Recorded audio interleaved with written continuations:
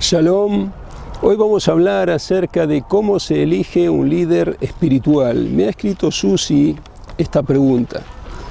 Buenos días, estimado maestro. Quiero preguntarle, ¿cómo se elige un rabino para uno? ¿Vendría a ser algo así como un mentor?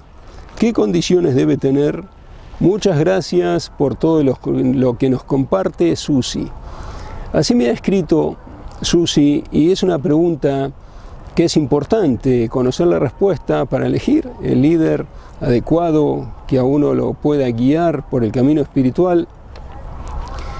Está escrito que se deben obedecer los preceptos. Hay preceptos prescriptos en la Torá, por lo tanto, si uno elige un rabino, un líder espiritual, debe ser fiel a los preceptos, respetarlos, honrarlos, cumplirlos. Y eso está vinculado esencialmente con algo que fue enseñado en el Talmud, en el Tratado de Shabbat, en el folio 31, donde conducen todos los preceptos. Todos, no hay una sola excepción, conducen a amar al prójimo como a uno mismo, hacer el bien. Pero no fue dicho esto, que está escrito en la Torá misma, ama a tu prójimo como a ti mismo, sino que fue mencionado en el Talmud con otras palabras. No hagas a tu prójimo lo que no quieres que te hagan a ti. Eso es toda la Torá, lo demás son explicaciones. O sea que hay que encontrar una persona que sea observante, por supuesto, para que a uno lo pueda guiar por el camino correcto, pero esto lo tiene que tener también sí o sí, y es ser bondadoso con los demás y considerado, no hacer al prójimo lo que uno no quiere que le hagan a uno. Consideración.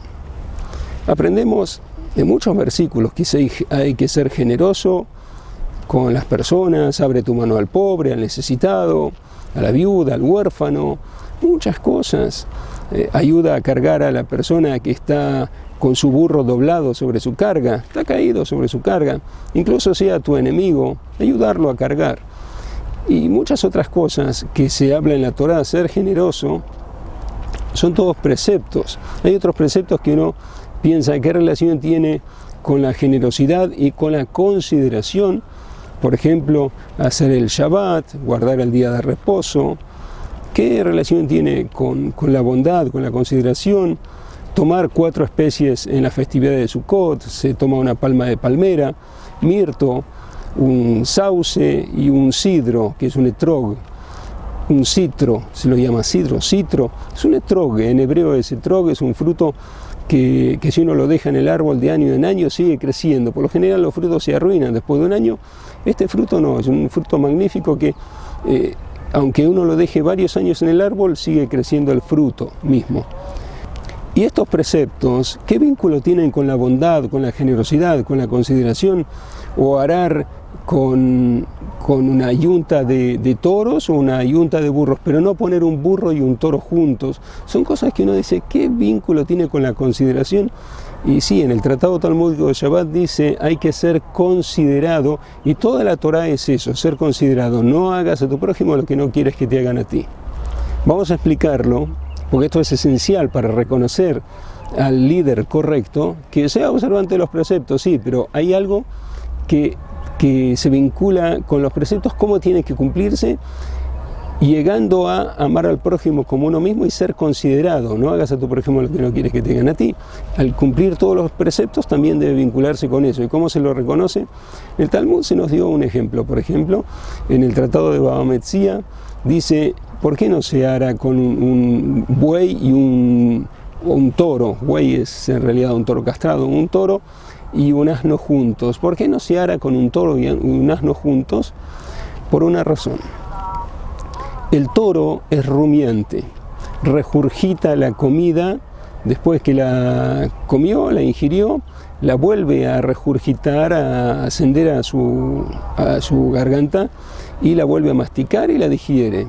Eso es rumiante. El burro, el asno, no es rumiante. Come y lo que comió pasa al aparato digestivo.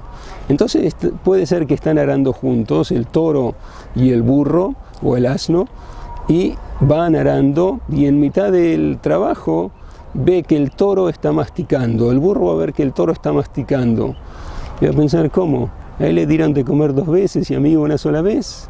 Para que no se sienta mal, por eso está prohibido arar con un toro y un burro o un asno juntos, hacer mixturas en el labrado de la tierra o el arado de la tierra. Consideración, incluso por los animales. Consideración es muy importante, o sea que si uno elige un líder espiritual para uno, para que uno lo guíe por el camino correcto de la espiritualidad, ¿qué debe ver en ese rabino?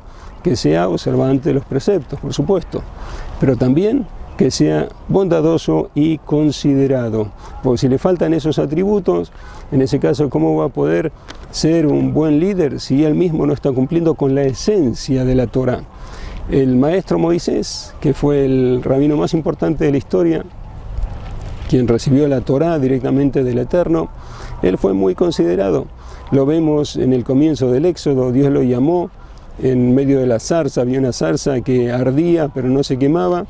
Moisés se acercó para ver ese extraño suceso y una voz suprema lo llamó desde el medio de la zarza, era la voz de Dios que se proyectó y le dijo, ven, te voy a enviar para liberar a los hijos de Israel de Egipto. Y Moisés dijo, no, elige a otro, soy pesado de labios. 5 veces se negó, hasta que el Eterno le dijo, he aquí Aarón se pondrá contento, saldrá a tu encuentro. Y en ese momento Moisés dijo, ¿se pondrá contento?